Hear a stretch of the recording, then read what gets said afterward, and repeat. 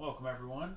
We're moving into chapter 11 on sculpture and installation here, and we have looked at a large number of sculptures already this semester, but we are dealing with anything three-dimensional. So this is excluding all four of the past chapters that we've looked at: drawing, painting, printmaking, and photography, due to their two-dimensional nature. So 3 dimensions is including height, width, and depth, as you know. A sculpture, though, can be looked at in 2 different ways, as far as a sculpture that is produced in the round or a sculpture that is produced as a relief. So in the round, sculptures are ones that can be viewed from any angle. You can walk around them in 360 degrees and view them. So in the round means that you can walk around the sculpture and view it, versus a relief sculpture. So this is any sculpture that is produced that cannot be viewed from all angles, but we still have something that has form in its actual variety. It's not an illusion like we have with two-dimensional works with printmaking and painting. So you can see the difference here between 2 different kinds of relief: the low relief, or bas relief as it is sometimes referred to, or high relief. And the difference is really just the depth of the carving or impression that has been made. With high relief, you can probably see all the shadows here from the depth of that carving. You can also tell the difference between the figurative representations here, that in the carving example of high relief, almost half of that figure is coming off of the flat plane of the ground, versus in the low relief, you have a much more shallow representation of the figure here. And it can be achieved in a number of ways. In this case, carving, you are subtractively removing material. In this case, with the low relief, we have a coin from ancient Rome that in this case has been stamped using a negative relief, the stamp itself, to be hammered over the top of this soft silver of the coin to make a positive relief in the figure that is represented here. So when we're talking about low relief, we're always talking about shallow carvings. So in this case, with this sarcophagus lid from Palenque, from the Mayan temple there in modern-day Chiapas, Mexico, we have a relief carving that is low relief or bas relief because only outlines and contour lines have been inscribed into the soft limestone here of the sarcophagus lid, and that is what is making our representation here. It is physically raised off of the surface, but it is still mostly flat. We have seen some examples of sculptural carving coming from the Maya earlier this semester with some jade figurines that we will take a look at again. We've also seen the earlier culture that predated them, the Olmec, with their sculptural objects in the form of these giant heads that were carved in the round. And in the next chapter, we'll continue to look at some of the Mayan temples in the architecture chapter. But we are talking about Mesoamerican sculpture here, the region from Mexico all the way down into Central America here. And we see a lot of these relief carvings. In the case of this one, instead of a sarcophagus lid being placed horizontally on top of the tomb, we have a stele in this case that will be positioned vertically, and we have some more relief carving. Just look at the depth here. We just have outlines and contour lines that are giving us all of the information, but no deep carvings. Look at the figure itself, how it does not rise very high off of that background, versus high relief, where we really see the figures start to move out from the surface there. They have been carved very deep into that stone here. And we have a rich history of that in India also, where we see many examples of that, especially in the Khajuraho monuments, the temples there, where you see figures that have almost left the plane entirely. They are not connected to the background at all, but this is still considered high relief. Just like when we're looking at Auguste Rodin here with a bronze high relief example.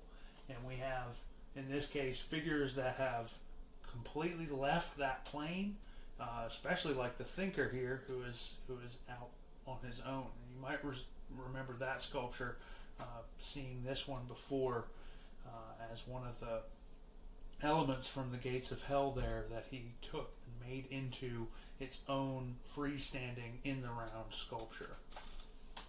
So any of these sculptures in the round that we are taking a look at were made in one of the following ways: modeling, casting, carving, or assembling. And besides casting, which involves a mold, most of our processes are either additive or subtractive. And as you can probably make out from the names, you are either adding material, in the case of modeling like clay, building up a form, versus carving, using a tool to subtract material or remove it from a starting form.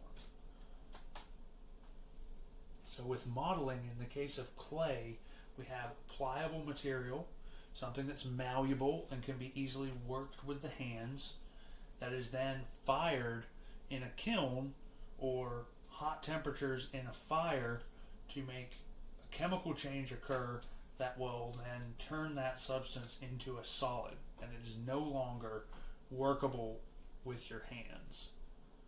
But it is additive in nature. You are not removing material, you're usually shaping it and adding more clay if you need to build more mass. Sometimes when you get to the end of the process, if you are trying to work on a subject and make its likeness in that material, you will then go back in and work somewhat subtractively with wooden tools and remove that material until you have achieved the desired form. With clay, you might also run into the problem of it slumping, just because of its nature having water in its makeup, or oil in the case of plastiline or oil-based modeling clays. But you may need to put an armature or a framework out of wire underneath that form to be able to hold its shape. But afterwards, after a little bit of subtractive smoothing of the surface, you can arrive at a sculpture that is very detailed. So, terracotta you may think of as something that you would find to be able to put plants in at this time of the year in the spring. This can also be used to be making a sculpture out of clay. Or in the example here, we are also using clay to be able to additively assemble this work, adding clay to the form until it has been achieved. So the next one on the list is casting. And with casting, in the case of works that are made out of metal, we know that we cannot manipulate that material by hand. In the case of bronze, which many sculptures are made out of, we're having to get that material to at least 2,000 degrees Fahrenheit before it is going to turn into a liquid. But we are making a mold with casting, and usually it is a lost wax mold. So you are losing wax in that process. You make your original sculpture out of wax, and then make a shell around that original wax out of clay and sand. And then once it gets to around 300 degrees Fahrenheit, the wax will melt out, hence the term lost wax. And you will be left with a negative space that you can then pour the liquid metal into once it gets up to the temperature that you need it to be. So we'll heat this mold, melt the wax out, and then pour the metal into the negative space. And when you were mining bronze or copper, the main material that you're using to make bronze, you would be trying to use as little of that material as possible. So many times they would make a clay core and then be able to make your wax form over the top of that clay core. So once this has been accomplished, we can then make some sprue rods coming off of that wax form. And what that would serve to do, once you melt your wax out, getting up to temperature, you would then want to pour the metal into this space and have the air escaping off of these sprue rods. So if you didn't do this, there's a risk of having air bubbles get trapped down here in the bottom, and then that stops you from having a complete pour. So once you are finished and the metal has cooled, you can break that clay mold off of the outside and then cut those sprue rods off and just grind them down so you have a finished form as we see at the end there. But with this process, once the wax is melted out from the center of that form, you have no original object left and you have no mold because you've broken that off of the outside. So when you do this, you will only be able to make one sculpture. That is a direct casting. So the original wax and the mold making material out of clay have been destroyed. So to be able to make more than one copy of a sculpture, we have to refer to indirect casting methods to be able to do that. We have some examples of casting here where you have the Statue of Liberty, the original model for that being made out of wax and then cast into bronze, but very different from the sculpture itself as it appears in its monumental form there in New York. As many of you probably know, you can go up inside of the Statue of Liberty. It is hollow, and in this case you can even see the seam lines from the copper that was used to create this form. And we have so we've made a copy of a sculpture in this case, but this is not produced with indirect casting. The casting method is the same that we were just talking about with the original, but with the version in its monumental form that we have in New York, this is a much larger copy, and it was not even cast. It would be nearly impossible to cast something this large, get this much bronze liquid, and pour it into a mold that size, and then move it. In this case, you can even see, if you look closely, that there are seam lines that we have present there that are how the sculpture was produced. You're using sheets of metal, forming them, and then connecting them together instead of liquefying and then pouring into the negative space of a mold. An indirect casting method that I use for my own work is to construct the original object that I am going to make a mold of and then make a rubber mold around it. So you can pour cold rubbers or have hot rubbers that melt around the object, but afterwards I'm going to end up with a mold that then I can shoot wax into as many times as I want to, using the mold in this case to create multiple copies of your wax. So once I've done this, I can take all of those waxes and put them together on a sprue tree, and then I will pour my mold making material around it, in this case plaster, and then do the same thing. Burn the wax out, melt it all out, and it burns away, and then pour my liquid metal into that. So in this case, I've taken another material and made a copyable mold. So I can make as many of the originals as I want to out of this mold, and then keep burning those out in wax, in that plaster mold making material there. So if you're doing this in sculpture, There's other ways of doing indirect molds, but one way of doing it would be like we're saying here, to take your original object that you want to make a copy of and placing that inside of a rubber mold.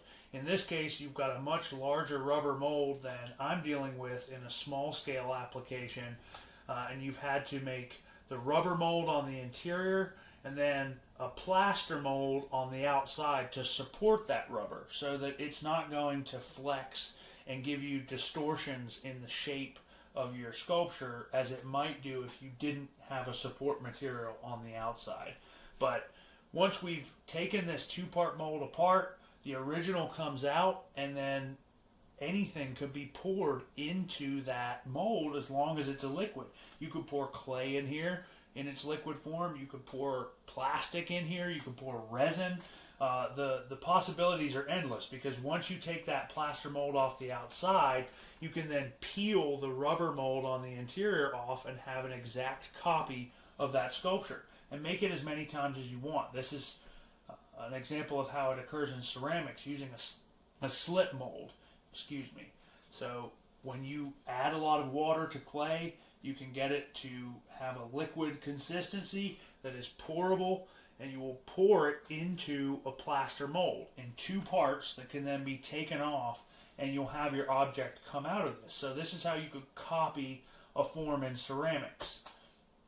How this is done is pouring the liquid clay in this case porcelain, and then afterwards you will let this sit for a little while, and the plaster will actually absorb the water out of the clay on the edges here. So this will give you a skin that is starting to harden a little bit, and then you can go, after this is set for a while, and pour all of that liquid clay back out.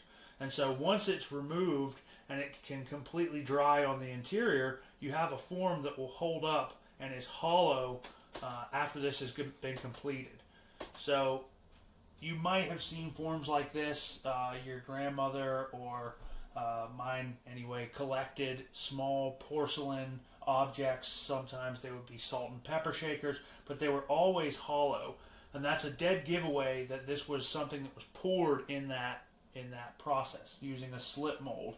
There would always be a hole at the bottom where the clay was poured out of those objects, and then they were fired hollow.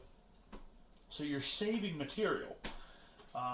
You might have heard of these, the terracotta soldiers that we have coming from the first emperor of China, who commissioned their construction, and these were buried and have since been excavated with archaeological attempts from teams around the world. But they are different in their appearance, but there are repetitions. So not every single one of these soldiers were carved individually. There were many molds that were made, and then they were continuously poured in liquid form and then taken out of those molds and then placed in their positions. So this is going to accelerate the speed at which you can make these objects. If you have a mold that you can pour liquid clay into, it will dry and then remove and then on to the next one. So you can see how this really accelerated the process here, making thousands of these terracotta soldiers here. Jeff Koons, in this case we've got Michael Jackson and Bubbles here in porcelain. So it is clay, and it was made with a slip mold. And this is allowing him to distribute more than one copy of this sculpture to museums around the world that want to house them. He is the one, if you'll remember, that we've been looking at making these anodized aluminum balloon animal sculptures since the beginning of the semester. But just looking at other materials, this Rachel Whiter here, she is, in this case, making a mold out of an ordinary object, just a window, and in this case using a material that we have coming around in the 20th century, resins. As chemical science progresses, we've got liquids that we can mix two parts, A and B, together. A chemical reaction occurs and it goes from a liquid into a solid. So in this case, just adding a little bit of tint to that in the form of this pigment here, making it slightly pink. So our next process that we want to discuss is carving, our subtractive process. So we are talking about anything that you are using a tool, oftentimes made of metal, to remove that material. And the oldest of these in human history that predates all other medium that we are making sculpture out of is wood. This is going far before making things out of clay or metal. We have a readily available material, and in this case you can see what it was carved out of. The original form, the cylindrical form of the tree that was used to carve this. So that's oftentimes evident when we're looking at wooden carvings, the nature of the tree itself that started as the material used for that structure. So you've got, in this case, a cylinder of wood that has been carved, material has been removed, and the final sculpture is evident then. Stone, we also have the ability to carve, and that goes long predates the other materials, ceramic and metalworking. We really see that coming around with fire mastery, but we see a history of millions of years of making stone tools and also being able to carve stone with harder stone, even before we have metal. So with subtractive carving in stone, we can see an in-process sculpture in this case that part of the figure has been revealed, and you can see all around the outside here the rough texture that has been created by those carving tools as they chisel away at the material itself. If you take a stone carving class today, you might not get as good as Michelangelo here with the David. So your ancient stone carving tools here that we have examples of, many times if you're taking stone carving, you will also be using some finishing tools made out of metal, also files, rasps, and rifflers, to name a few, to be able to finish those forms, smooth them out, or be able to use some more modern tools, those being pneumatic die grinders, in this case using an air compressor to drive your finishing tool to be able to smooth out those surfaces that you have chipped away with chisels. So in the example of the Olmec giant heads, they are subtractively carved, but we are not seeing any evidence of their use of metal tools to be able to carve these, because there is not a rich history of mining of iron in the Mesoamerican tradition at this point. We are carving this basalt that is a very soft stone like limestone with harder stone. So anything that they can sharpen into a blade and then use to be able to carve this material away will be functional there.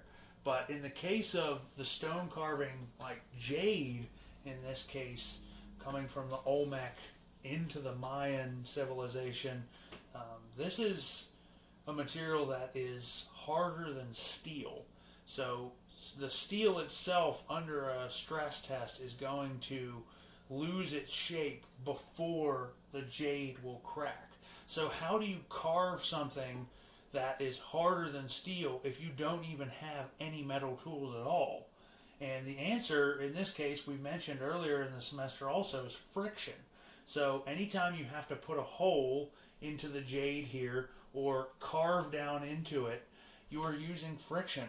So you would use sand and water, getting something abrasive to work with that water and either abrade it with a piece of rope that had been wetted and sand placed on it, or using a stick if you were trying to drill into it to start to make a little pit. And as you did so, the sand would start to work away at that material until you had either made your cut into it or drilled your hole. So this made the jade very, very valuable because it took hundreds, if not thousands, of man hours to be able to create one of those objects.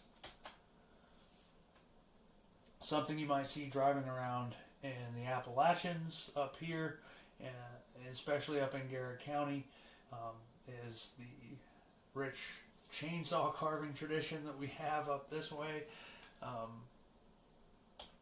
The bears up in Garrett County or something, you see a lot of it, and we see carving tools for wood being advanced in the last several decades because of this tradition. So we can see here that it also follows the rules of carving, that it will be in the shape of the original piece of wood that you started, sometimes being assembled. In the case of our T-Rex here, you can see that the original tree that was used to carve the body, and then the two separate pieces of tree that have been assembled. We can see two little pins here in the leg where you have those connections that are keeping that sculpture together. So that's a good segue into our next area of sculptural production, that being assemblage. This is one that we see take over in the end of the 1800s into the 1900s. The Industrial Revolution brought a lot of production of materials that we had not seen before. So especially in the form of metal, industrial factory production, producing many new materials that were used for architecture, I-beams, milled steel, and artists could oftentimes get their hands on the remnants of these materials from construction sites. So assemblage is one that we see start to appear in that time when we have a lot of these materials available for artists to work with. But assemblage is additive. We're implying that you're starting with nothing and then making your sculpture out of the components that you find. So thinking about industrial remnants, the I-beams that were coming from construction that Anthony Caro is using to make sculptures, Deborah Butterfield, it's still going on in the 21st century here, using remnants from industry to be able to repurpose into materials for artwork, starting with nothing, gathering, and then assembling, in this case welding the steel together.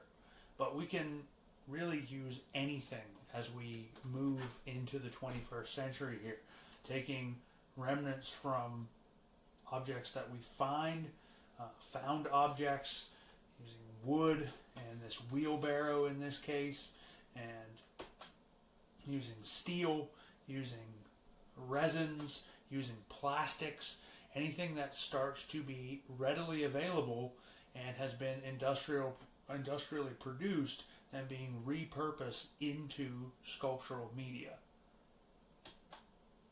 This attitude towards assemblage is largely due to the artists working in the beginning of the 20th century, like Marcel Duchamp, whose mantra was, it is not what is art, but when is art.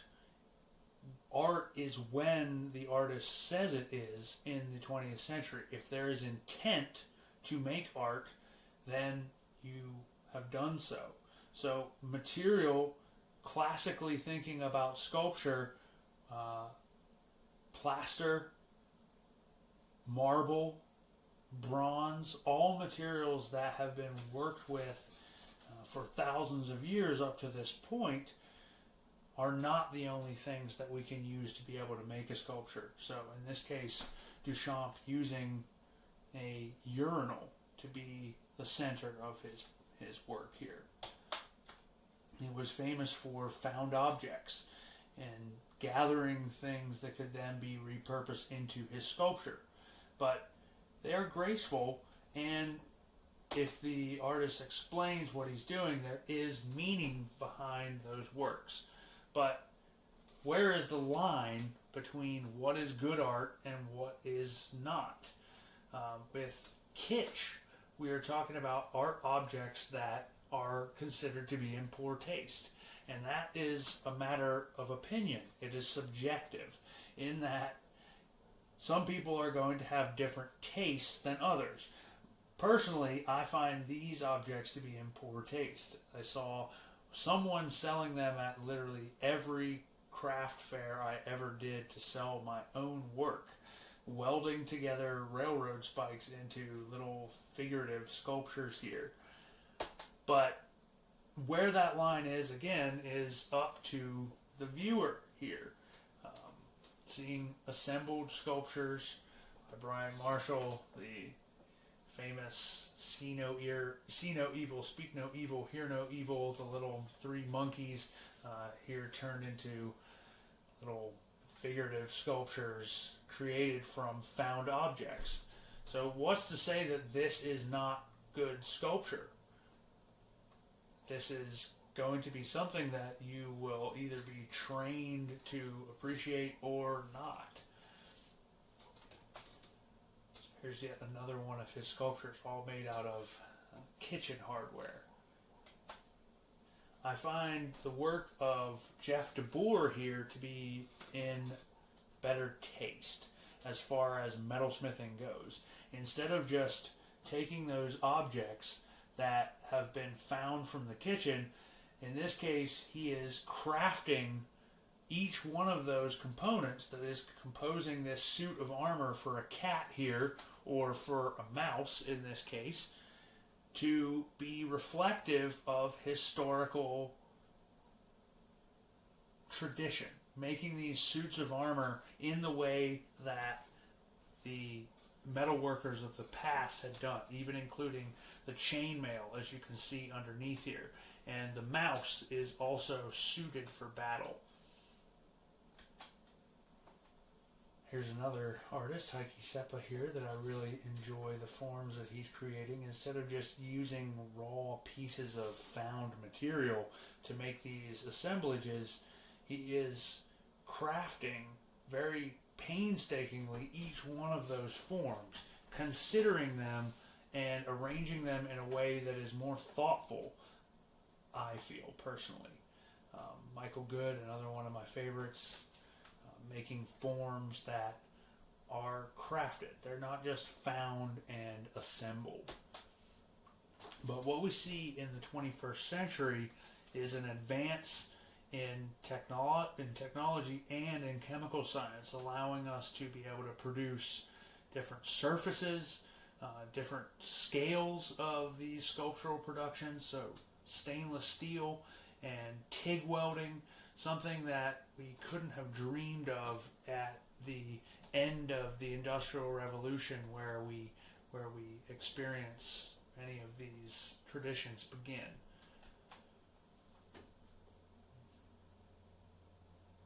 So here is a sculpture that I wanted to lead us into talking about Anish Kapoor. You might have seen some of his works before. If you've ever been to Chicago and the Lakefront Park, the Bean, which usually has a tremendous amount of people around it. The fact that they got this picture with only 2 people must have just been a really calm day there in the park. But this is something that is produced with other means. We've been talking about the ways that you could build a sculpture using modeling or assembling or carving or casting. This was not using any of those really, because we have entered a digital age in the 21st century.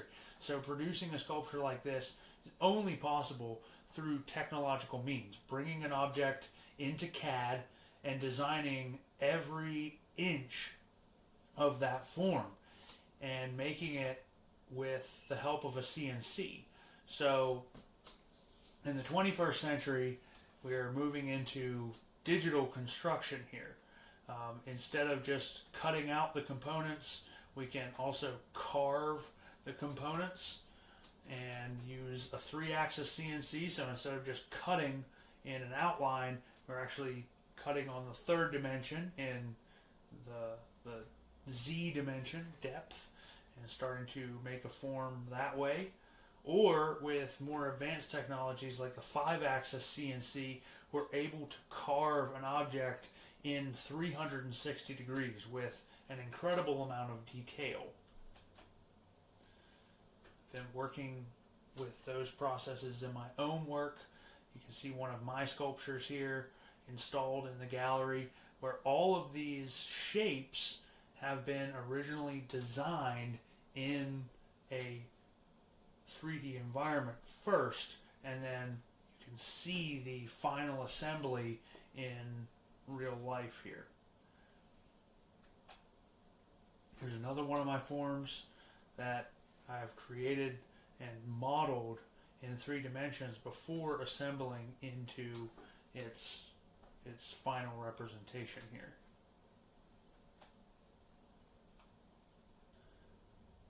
We have a long tradition of carving the human figure in sculpture. That was one of the ways that we could make our presence longer lasting than it ever could be in reality. A likeness of ourself that would outlast us and our physical body. So the human figure is subject for sculpture since the beginning. I mean, think about what we were looking at earlier in the semester with the Venus of Willendorf here, where you have a fertility statue, an effigy that would be carried around and used to promote that idea in the ancient world. We have an older example, even still, from the same region, southern Germany here, that is an even more crude carving of the same type of fertility effigy. This one carved out of mammoth tusk. So the region that we are seeing those objects being produced is in this region. So we have a very rich tradition of human figure carving all throughout the Mediterranean region also that we have been having as subject. The ancient Egyptians here, the ancient Greeks, the ancient Romans, and even sculptural figure carving in the eastern part of that region as well. The Akkadians, the Sumerians, the Cycladic region are the islands right off the coast of Greece here. So you have a variety of sculptures coming from those islands. The islands of the Cyclades here, where we're seeing the Cycladic culture, the Minoan and also Mycenaean cultures, also off the coast of Greece there, but each with their own individual style of carving the figure. And these are ones that we can identify depending on their method of carving. Just like with the Akkadians that were off to the east in what's modern day Iraq and Iran, you have examples here of cast bronze from 2250 BCE, and an example of the human figure, again, even though this one is just the head. But we can stylistically trace these ways of sculpting to that sculpture, or to that culture, particularly, just with the style of the beard and hair there. So looking at some other sculpture, in this case we have a bronze coming also from the Akkadians and the Babylonians in their relief. We have a high relief here out of stone, but you can see a variance again in the way that the hair and beard are representing. Here's another one coming from the Babylonians, where we have a stele again, high relief, and then also a high relief here of the centaur type creature, the horse's head or the horse's body with the human head, and wings in this case. So stele, we talked about this when we were looking at the Mayan works earlier. We are discussing a vertical placement of a relief carving onto stone. So this one also coming from the east there of the Mediterranean. So in this stele we have the Mesopotamian ruler Naram-Sin, the 23rd century BCE, in a victory stele. So you'll remember from the first half of the semester hierarchical scale that we can see in this one. The ruler depicted here, and then you can see the diminished proportion there of the ruler, who he has obviously just stuck a spear through his neck. So we know who won that one. But stelae in their relief do not always have to be relief coming outward positively. Sometimes we see examples where the stelae, in the case of the ancient Egyptians here, the carving was negative. So carving down into the stone to make that relief. Obviously hieroglyphics surrounding that scene here of Horus. But high relief is present, as we have seen earlier in the semester, also with the ancient Egyptians having high relief carving, the figures nearly half of their bodies protruding from the stone, but also sculpture in the round. So with the human figure here with the ancient Egyptians, we've been talking since the beginning of the semester about that stylized look that they have, and that it's not just the headdress and the way that we have the beard depicted here that was a dead giveaway that it was ancient Egyptian, but it's also the posturing, how we have this positioning of the feet both facing forward, and they're very rigid. Look at the form there. If you were making an armature wire, as we talked about, to begin a sculpture in clay, and you were making something to be able to make a carving that looked like this one in stone, that wire would be dead straight. The posture of these figures is almost somewhat unnatural. The rigidness of all of their muscles, almost like they're completely tense. It's different from the way that we see the Cycladic culture sculpting their human figures, but when we look at even some from this region, they're mimicking that same style of posture. It's dead straight.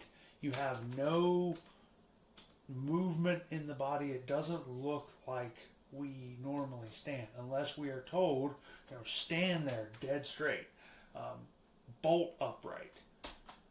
So as time goes on, what we see, even moving from the period of the ancient Egyptian sculptures into the where the Cycladic people are sculpting the human figure, into the Greeks, and then the on into the Renaissance period, we can see an advancement in how the human figure is sculpted, that the posture is beginning to change. Instead of having this really rigid way of standing, we're starting to get a little bit more lifelike here, making there be some posture. You can see by the time we get to the Renaissance with the David that the Italians have mastered this, in that they are making the form look lifelike. They're making David stand here, instead of rigid like we see with the statue coming from the Cycladic and Mycenaean and Minoan cultures. We have some lifelike posture. You can see that one arm is lower, one shoulder is lower than the other. The hips are also placed on an angle. And to sculpt this lifelike posturing, we have to use a principle that we call contrapposto. Counterpose, counterposture, contrapposto, coming from the Italian there. So call it counterpoise or counterbalance. But what we see is that the sculpture of the human figure in this case is counterbalancing itself. And this is really how you stand. When you're standing there talking to someone or waiting for a bus, maybe, you will not stand bolt upright like the ancient Egyptians. You will balance your weight to make it comfortable. So the hips, the plane that they take, will also always be opposite to your shoulders. You'll put all of your weight on one of your legs and then counterbalance your weight. Your hips and your shoulders on different planes. So they're always pointing towards each other. These will switch when you switch your weight to the other side. If you start to put all of your weight straight down to the ground through the other leg, then the hips will shift and the shoulders will also shift to accommodate that movement. So this is something that artists notice and then begin to try to give all of the figures that we begin to sculpt this lifelike appearance, counterbalancing the shoulders and the hips to give the appearance of lifelike balance. This is not always the case, as we see works in the 20th century which represent the human figure without notice of the counter posturing. In this case, seeing examples where we are moving much more closely in the same way that the ancient Egyptians did, or lack of movement, and just having bolt upright vertical posture. Sometimes we see examples where the human figure is sculpted in a different posture to give a symbolic gesture. In this case, vulnerability in the fetal position here. This one made instead of out of stone, out of wax. So you could easily make this into a bronze sculpture by doing what? Making a mold around it. In this case, you could pour a rubber mold around this, cut it off, and then be able to reuse that to make many more waxes that you could make copies in bronze if you wanted to. Here we have an example of a human figure that has been composed instead of out of a carving method, subtractively. This has been assembled. So we have all of these pieces of steel here that have been welded together, and the human figure that we're seeing doesn't really exist. It's almost like hatching and cross-hatching lines, the densities of which have gotten to the point where with all of those pieces of steel we can see the form of a human, but if you got close and looked in, there would be nothing there except for these steel rods. So I just wanted to show you some other ways of sculpting the human figure. In this case, Christina West using layers of resin so that she can go back in and carve away certain portions of her sculpture and reveal those layers of construction, almost like a gobstopper in the colorful strata that's exposed there that we can see. Here we have an artist named Ginger who's been making molds to be able to make copies of his sculpture of the likeness I'm sure you will recognize. So in this case, his original sculptures were much more dense, and now he's taken to casting these in foam, because when he posts them up in urban centers, they're usually taken away very quickly by the local authorities for reasons I'm sure you can understand. And the proof of his sculptures really only lie in the pictures that people take of them afterwards. Another way that you can see sculpture in its outdoor venue, especially here on the East Coast, is to visit some sculpture parks. We have a numerous amount of these. This one specifically is in England, the Yorkshire Sculpture Park, but you can see human figurative sculpture here as it's forms in steel and welded together with languages from around the world, the characters of which that have all been cut out with, I believe this one is water jet cut. So instead of using a laser or a CNC, using water to be able to incise these letters and then compose the sculptures. This is at the same one, Joe May Plensa also making figurative sculpture, in this case out of chain link fence. So you can see some significance here with some of the conversations that have been had on a global scale about immigration and the policies surrounding that. So when we look at the human figure in sculpture, we can also get clues about where it comes from regionally, taking into account historical data and written documentation as far as storytelling, attributing this piece to Japan in 1207. You can also take religious or theological hints to be able to tell where the sculpture is coming from regionally. In this case, examples coming from India and Hinduism, and then Buddhism in China and Japan. These also coming from India, from Hinduism, and also with African art, specific regions tribally where these objects come from. Because if you travel in any direction, you will start to see changes in the way the human figure is represented in the sculpture. These objects are also often used for ceremonial practices. In this case, you can probably see that you would not want to be the subject who this ceremonial practice was directed towards in this figurative sculpture.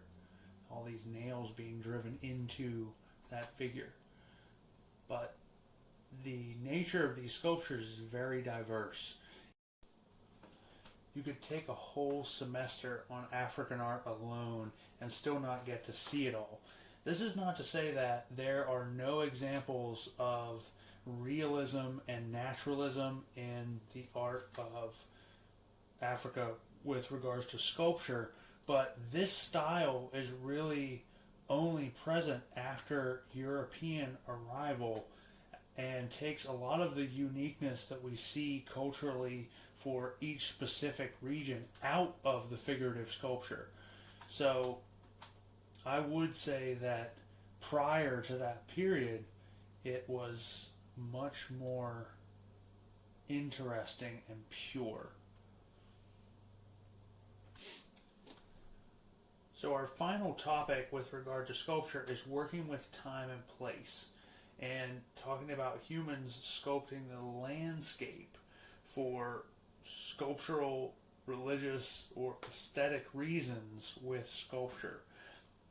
So even though we're going to discuss the Great Pyramids in the final chapter on architecture as architectural forms, you could still look at these as earthworks in sculpture because they do fall into that category. Earthworks being art that is made for a specific place using those natural materials found in the environment. And we've seen this one earlier in the semester, Robert Smithson's Spiral Jetty at the Great Salt Lake.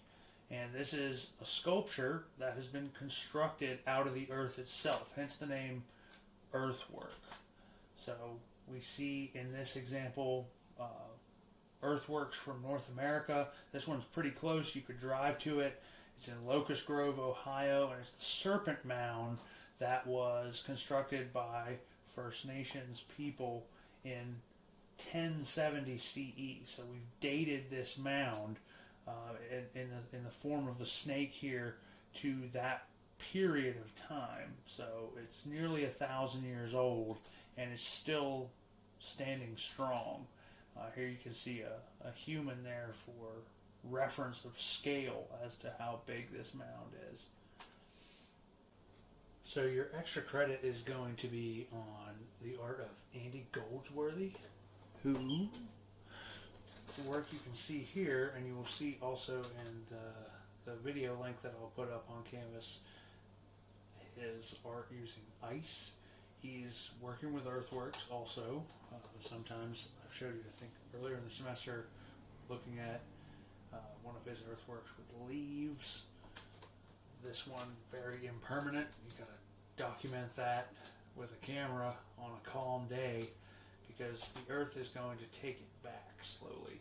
It might be a little bit more long-lasting with one of his works in wood here, but still got to take a picture of it and then document it that way, because over time it will start to break down and return to the earth. So the next time we get a strong rain, this sculpture is going to be washed away, so he's got to photograph that.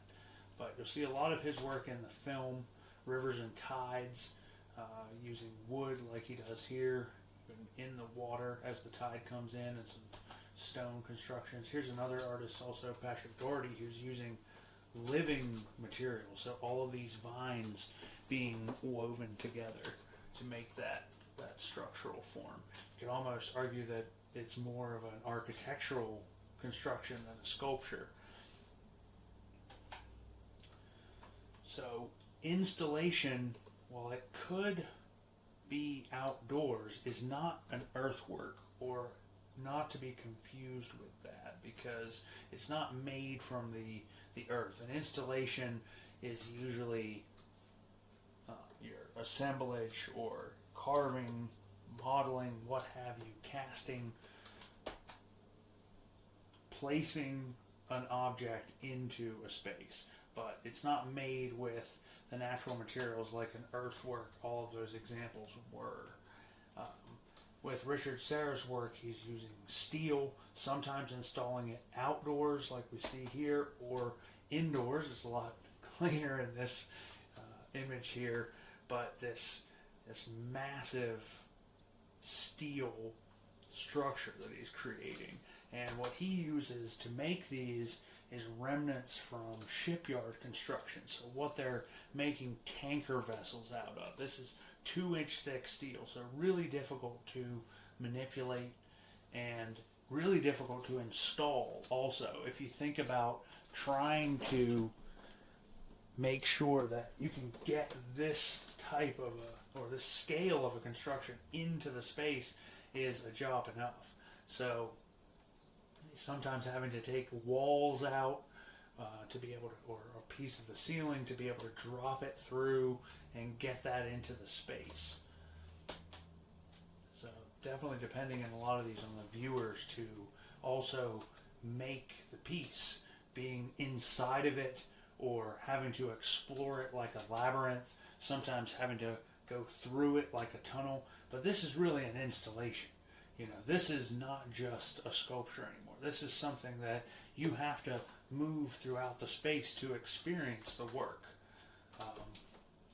Here's a Thomas Hirschhorn here, also an example of an installation. You've got this metaphor for the world being the big cake that he has constructed and has tons of symbolism.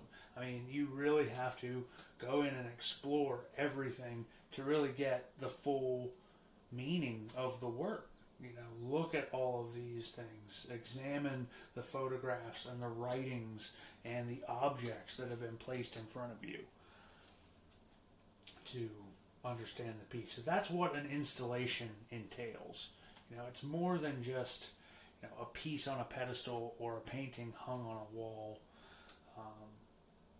In this case, Yayoi Kusama is making a installation with light. So this one you can see one of them that she made in the mattress factory in Pittsburgh. This installation got mirrors everywhere, so all of these lights that have been installed in the space are going to reflect infinitely.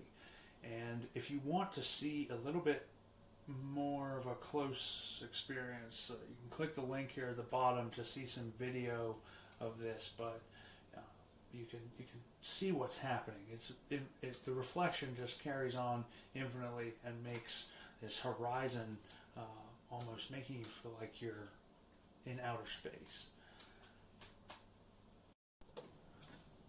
Sometimes you're needing more of an explanation with an artist statement to be able to digest the meaning behind all of the symbols that have been placed in front of you, but sometimes it may just be for the presence of the piece and having something that really puts you in awe of the work.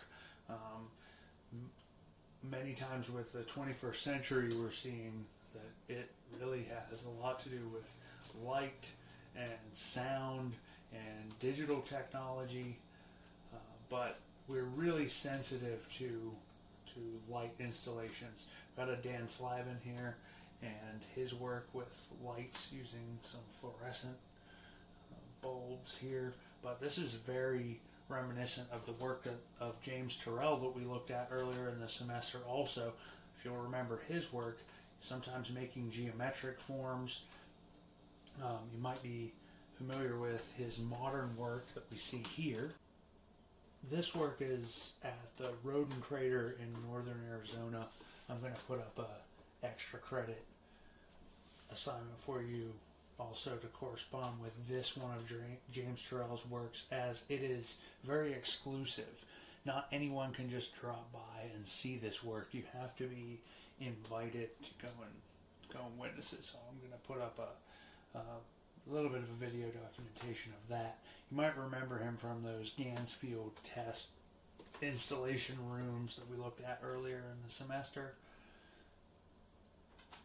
But I'm also going to give you an extra credit assignment corresponding to Jean-Claude and Christo here, because this is another documentary that I would have liked to show you on their most recent works. And they work with fabric a lot as far as their installation media of choice, but with these surrounded islands, you have an aquatic example like will be in the video, and really like to install through massive amounts of land space with their installations, as you can see with these umbrellas here. But look for the extra credit posted underneath this video link on Jean-Claude and Christo, and it's actually just Christo now because Jean-Claude, his wife, has passed away, but you get a better taste for the type of art that they do with regard to installation whenever you see it, instead of just seeing like the Reichstag here covered in fabric. Rocky, why are you so sad? Why are you so sad?